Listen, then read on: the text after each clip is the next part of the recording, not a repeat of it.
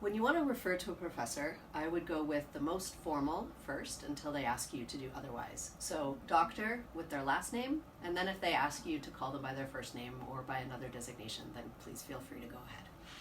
If you have a question that doesn't get answered in class, you can email the professor, you can email a teaching assistant if you have teaching assistants in your class. Those emails will generally get answered within a reasonably short period of time.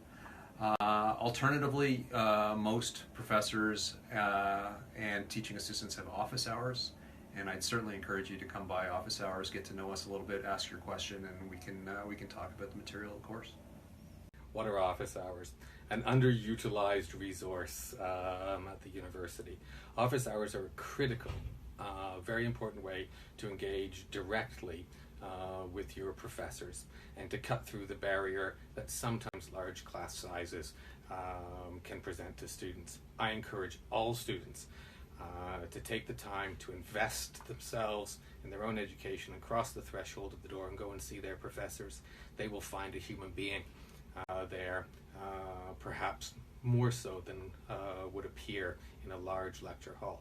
There's not a social gathering I attend with other professors where we don't wish more students would come and see us. When we're learning something, we learn best when we can connect it to a human story or to a person. And so getting to know who your professor is as a person and as an expert in their field can actually help you to remember the stuff that you're learning in class. As an instructor who deals with thousands of students on a semester basis, it's difficult for me to pick people out of a crowd.